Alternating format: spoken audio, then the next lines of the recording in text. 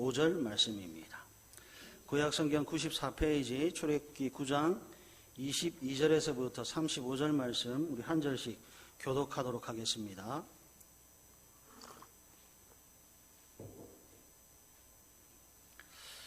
여호와께서 모세에게 이르시되 너는 하늘을 향하여 손을 들어 애굽 전국에 우박이 애굽 땅의 사람과 짐승과 밭의 모든 채소에 내리게 하라.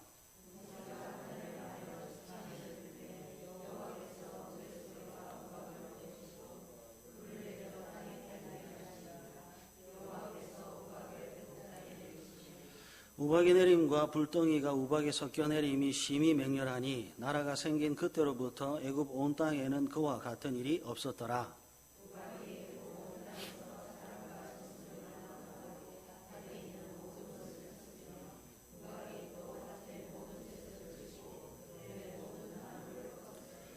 이스라엘 자손들이 있는 그곳 고센 땅에는 우박이 없었더라.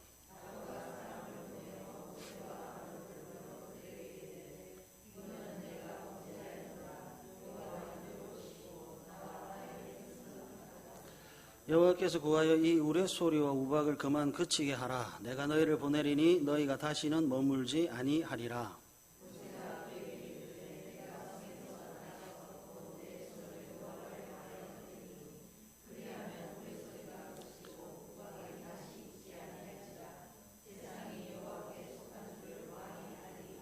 그러나 왕과 왕의 신하들이 여호와 하나님을 아직도 두려워하지 아니할 줄을 내가 아나이다.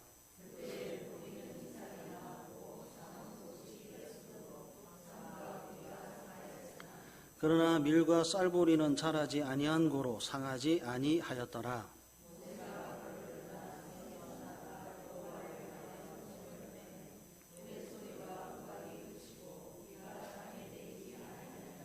바로가 비와 우박과 우레소리가 그친 것을 보고 다시 범죄하여 마음을 완악하게 하니 그와 그의 신하가 꼭 같더라. 바로의 마음이 완악하여 이스라엘 자손을 내보내지 아니하였으니 여호와께서 모세에게 말씀하신 것 같더라. 아멘. 재앙이 하늘에서 시작되고 있습니다. 그동안 있었던 재앙들 첫 번째 재앙에서부터 일곱째 재앙에 이르는 재앙들을 가만히 살펴보시면 첫 번째와 두 번째 재앙인 피와 개구리는 물에서 시작됐습니다. 그리고 세 번째에서부터 여섯 번째 재앙까지는 이 파리, 악질, 독종은 모두 땅에서 시작된 재앙입니다. 이어지는 일곱 번째 재앙부터는 이제 하늘에서 재앙이 시작되고 있습니다. 물에서 땅, 땅에서 하늘로 심판의 장소가 옮겨지고 있는데요. 여러분 이것이 의미하는 바가 무엇일까요?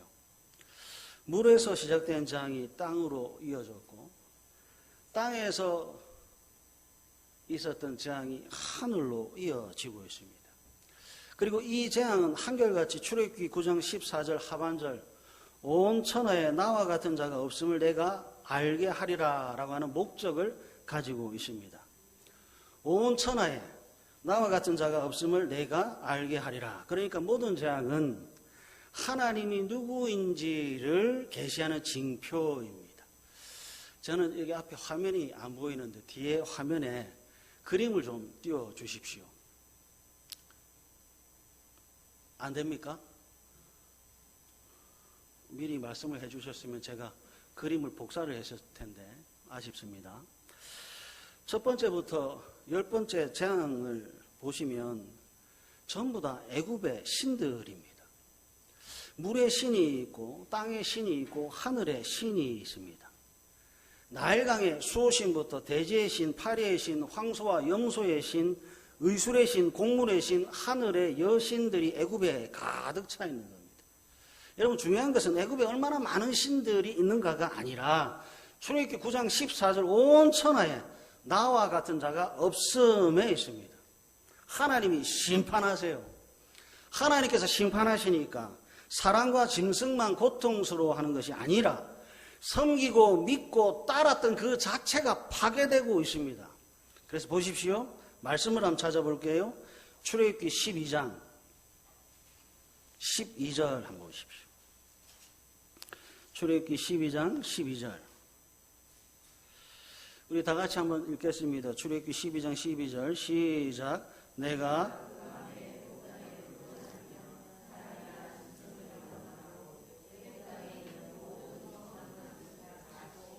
애굽의 모든 신을 내가 심판하리라. 나는 여호와라.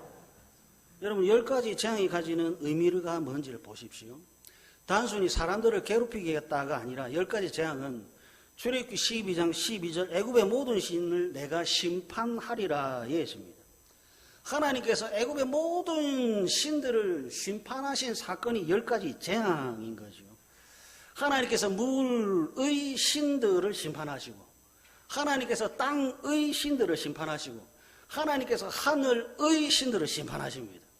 그럼 질문합니다. 땅과 물과 하늘의 신들을 다 심판하셨으면 이제 남아있는 신이 누구지요? 제가 굉장히 어려운 질문했군요. 다시 하겠습니다. 하나님께서 물들의 신들을 심판하셨습니다. 하나님께서 땅의 신들을 모두 심판하셨습니다. 하나님께서 하늘의 신들을 모두 다 심판하셨습니다.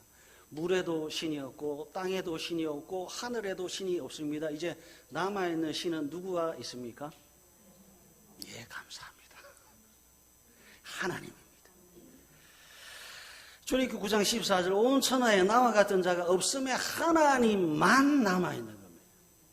출애굽기 9장 14절 온 천하에 나와 같은 자가 없다라고 하는 것을 하나님께서 가르치시기 위해서 하나님께서 물을 정복하셨고 하나님께서 땅을 심판하셨고 하나님께서 하늘을 다스리신 겁니다. 그래서 묻는 거예요. 이제 여러분 물의 주인은 누굽니까? 하나님께서 모든 심판을 마치신 다음에 교회와 성도들에게 외치고 있는 거 묻고 싶은 거 이거예요. 땅의 신이 누구입니까? 하늘의 신이 누구입니까? 물의 주인이 누구입니까? 땅의 주인이 누구입니까? 하늘의 주인이 누구입니까? 그러면 모든 답이 하늘로 향하는 겁니다. 여러분 물이 심판받는 순간 물의 신을 섬기던 애굽인들은 이 가슴 속에 소망이라고 하는 것이 툭 떨어집니다.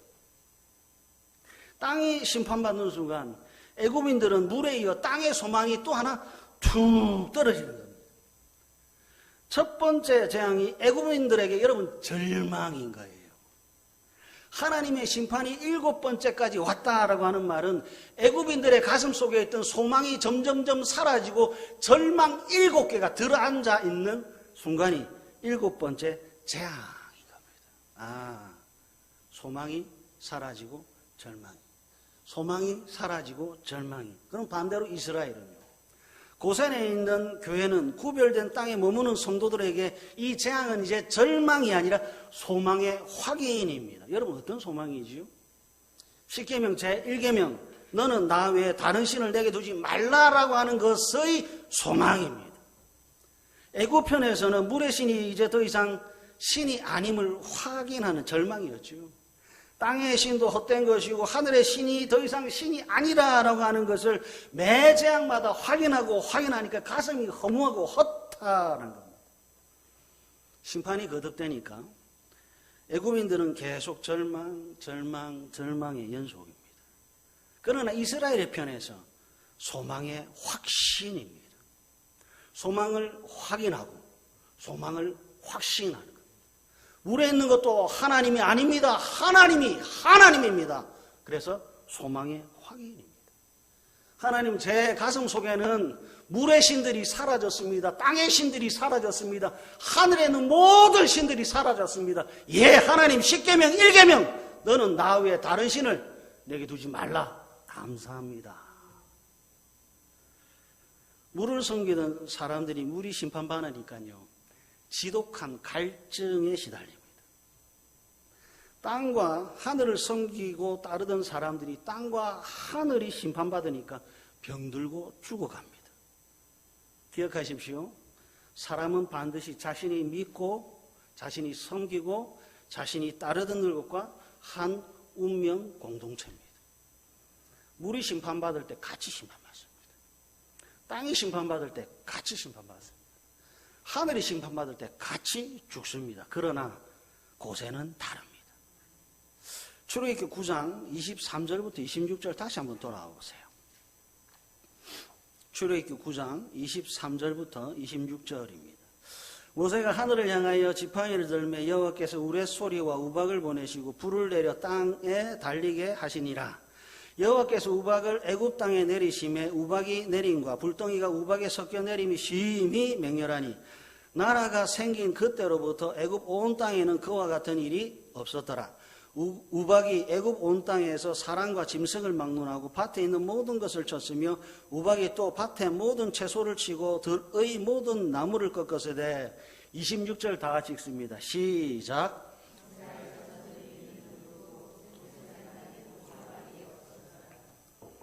가슴이 벅차오르지 않습니까? 감격으로 읽으셔야 됩니다. 이스라엘 자손들이 있는 그곳 고센 땅에는 우박이 없었더라. 믿음으로 읽으셔야 됩니다. 교회는 고센입니다. 성도는 고센입니다. 애굽 온 땅과 고센이 확실히 구별되고 있어요. 25절 우박이 애굽 온 땅에 내려 사람과 짐승 밭에 있는 모든 것 밭의 모든 채소와 들의 모든 나무를 꺾고 있습니다.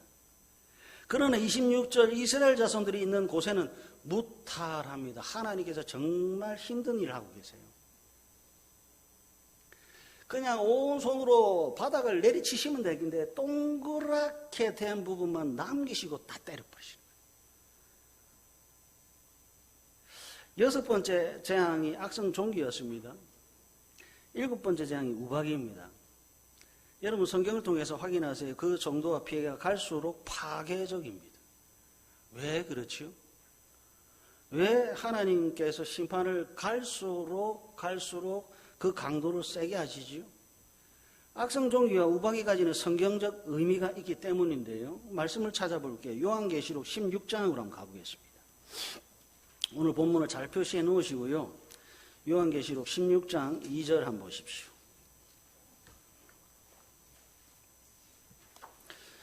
신약성경 414페이지 요한계시록 16장 2절입니다. 다 찾으셨습니까? 요한계시록 16장 2절 다 같이 읽겠습니다. 시작. 첫째 천사가 가서 그 대접을 땅에 쏟음에 짐승의 표를 받은 사람들과 그 우상에게 경배하는 자들에게 악하고 독한 종기가 나더라. 아멘. 여러분 요한계시록 16장 2절 누구에게 악하고 독한 종기가 나는지 확인하세요. 짐승의 표를 받은 사람들과 그 우상에게 경배하는 자들입니다.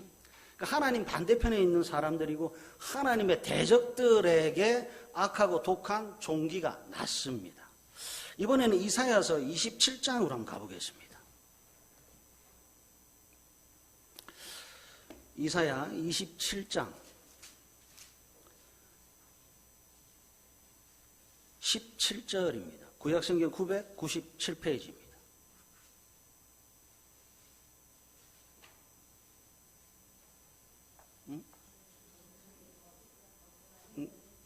죄송합니다.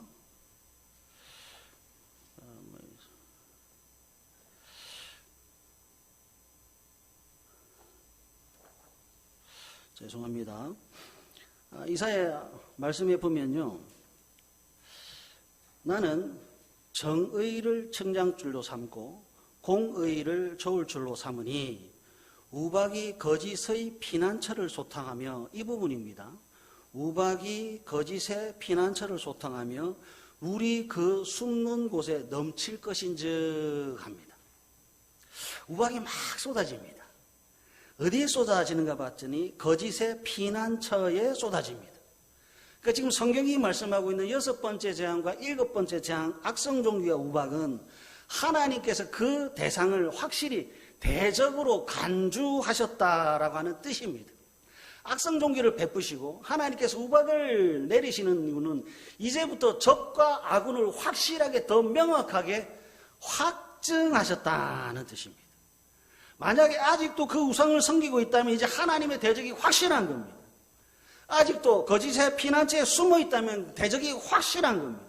그래서 진노의 재앙을 하나님께서 아낌없이 쏟아붓고 있는 거예요. 우상에게 숨었습니까? 거짓 피난처에 숨었습니까? 하나님께서 그 모든 대적들을 다 찾아내셔서 심판하시는 겁니다. 출애굽기 9장 의술의 신을 섬기는 자들에게 하나님께서 악성 종기가 나게 하셨습니다.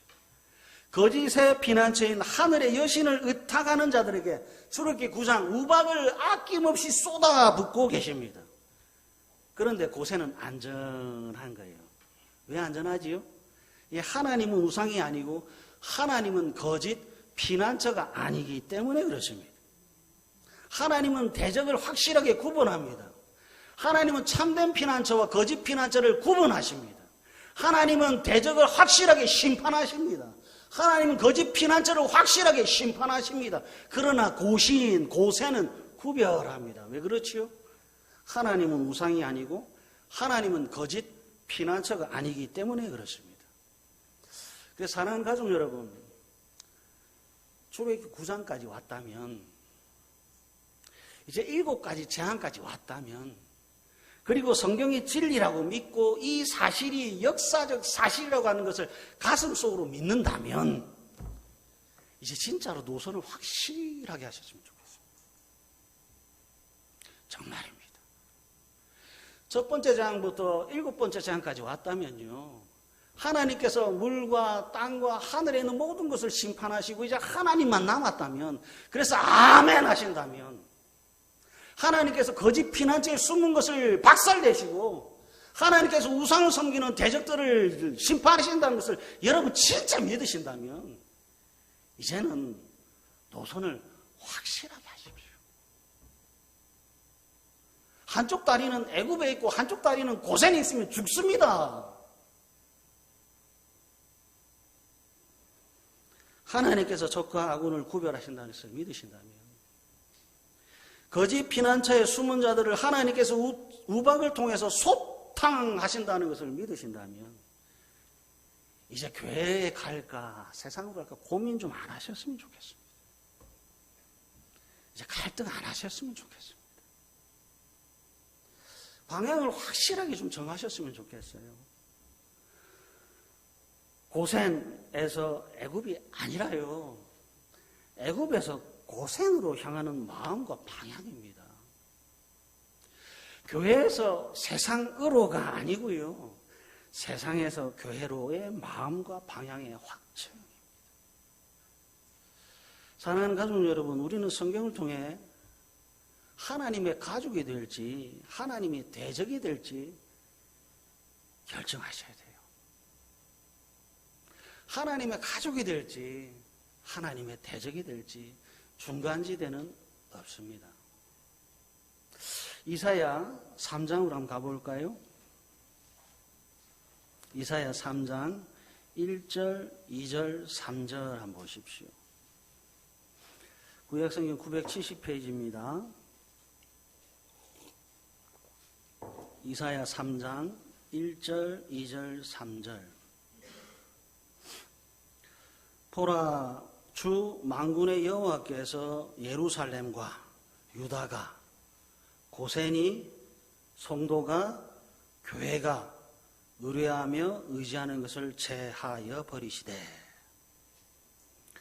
곧 그가 의지하는 모든 양식과 그가 의지하는 모든 물과 용사와 전사와 재판관과 선지자와 복술자와 장로와 50부장과 귀인과 모사와 정교한 장인과 능단한 요술자를 그리 하실 것이며.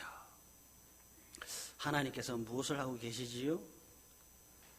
출애굽기에서는 하나님께서 하신 일은 물의 것은 신이 아닙니다. 땅의 것은 신이 아닙니다. 하늘의 것도 신이 아닙니다. 그래서 하나님만 하나님입니다. 물에 있는 것도 피난처가 아닙니다. 땅에 있는 것도 피난처가 아닙니다. 하늘에 있는 것도 피난처가 아닙니다. 하나님만 피난처입니다. 이 사실을 하나님께서 출애굽기를 통해서 가르쳐 주셨어요. 그리고 이사야 3장 하나님께서 뭐 하시지요? 성도가 하나님 외에 다른 것을 의지하는 것을 하나님께서 스스로 제하여 버리시겠다고 선포하고 계십니다. 이사야 3장 1절, 그가 의지하는 모든 양식입니다.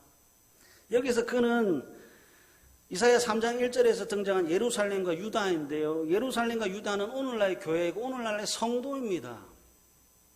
성도와 교회가 무엇을 의지하는가? 양식을 의지하고 물을 의지하고 용사를 의지하고 재판관을 의지하고 선지자를 의지하는데 하나님은 그 의지하는 모든 것들을 제하여 버리시겠다.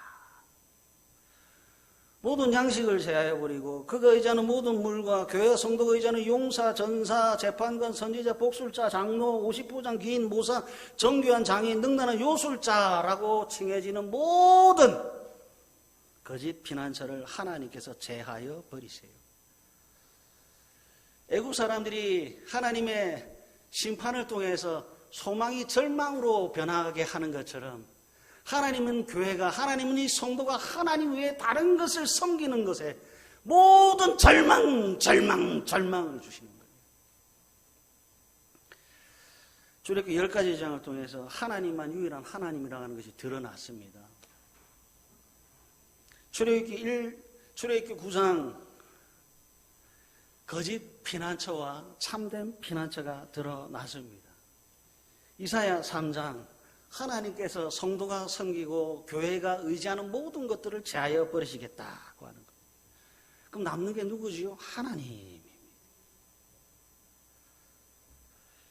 하나님 외에 다른 길이 없네요. 하나님 외에 다른 소망이 없네요. 하나님 외에 다른 피난처가 없네요. 오직 하나님이고 오직 고센이네요. 구별된 하나님, 구별된 땅, 현존하는 참된 피난처는 교회밖에 없습니다. 출애굽기 9장은 거짓 피난처가 박살나고 있는 현장입니다. 그러나 참된 피난처인 고센은 안전했습니다. 이건 모르는 사람 출애굽기 9장이 있습니까? 다 압니다. 바로왕도 압니다. 애굽의 신하들도 압니다. 참된 피난처와 거짓 피난처, 고센 땅에 있는 사람들만 아는 지식이 아닙니다. 애굽의 왕도 알고 바로의 신하들하고 다 압니다. 출애굽기 9장 7절에 보시면 바로가 사람을 보내본 적 이스라엘의 가축은 하나도 죽지 아니하겠더라고 바로가 확인했고 애굽이 확인했습니다. 아, 이 땅에 파리가 없는 땅이 있구나. 악질과 독종이 침범하지 못하는 땅이 있구나. 아, 우박이 없는 땅을 바로가 확인했습니다. 그러면 참 여러분들이 뭐라고 대답할지 뻔히 알겠지만 질문하겠습니다. 그러면 어떻게 하면 되지요? 발 없는 말이 천리를 간답니다. 발 없는 말이 천리를 간다는데 지금 옆 동네는 살고 본 동네는 죽어가고 있습니다. 그럼 살려면 어떻게 하면 됩니까? 가면 됩니다.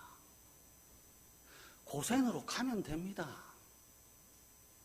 더 큰 아픔, 더 큰 괴로움을 겪기 전에 고센으로 가면 됩니다. 바로가 그렇게 지키고 싶었던 하나밖에 없는 아들을 살리려면 아들을 안고 고센으로 가면 됩니다. 고센에 있는 사람들은 고센을 떠나서는 안 되는 것이고 고센 밖에 있는 사람들은 고센으로 돌아와야 합니다. 다대교회 성도들은 다대교회를 떠나면 안 되고 바깥에 있는 사람들은 다대교회로 오면 사는 겁니다. 살려면 여러분 재앙에서 벗으려면 더 많은 재물을 모으는 것이 아니잖아요. 애굽 온 땅이 우박으로 쏟아지는 그 피해 속에서 살려면 무슨 특별한 방법이 있는 것 아니잖아요. 무엇을 더 가져야 되는 것 아니잖아요. 고센으로 오면 되잖아요. 살려면 고센으로 방향을 전환하면 되는데 방향 전환이 잘 안 되나 봅니다. 출애굽기 9장 34절에 보니까 마음이 완악하대요. 바로의 마음이 완악하고 신하도 꼭 그와 같더라. 참 인간이 억세고 고집스럽고 모질지요. 여러분 이 대목에서 죄라고 하는 단어를 꼭 떠올리셔야 돼요. 죄는 밀어납니다. 죄는 고집스럽습니다. 죄는 사납습니다.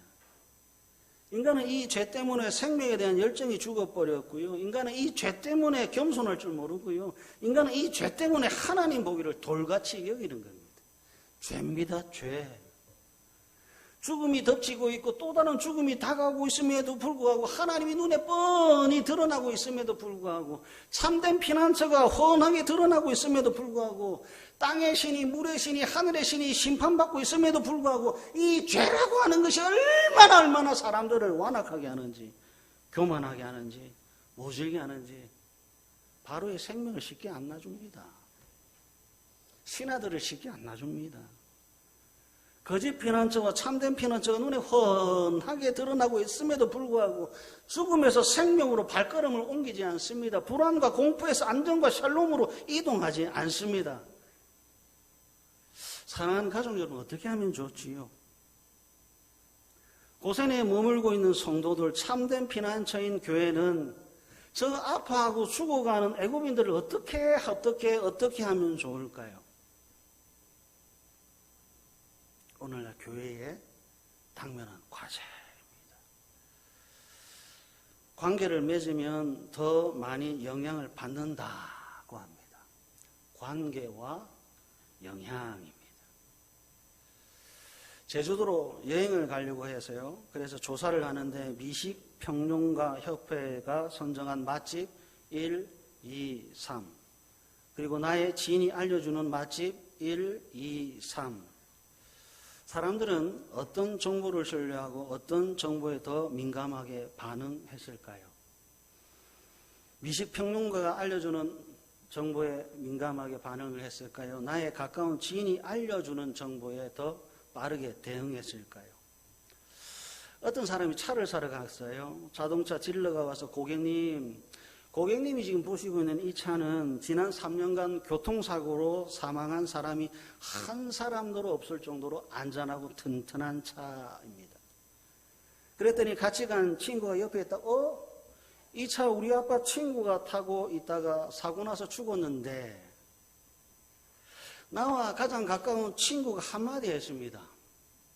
나와 관계가 깊은 친구의 한마디 때문에 지난 3년간의 통계가 다 무시됩니다.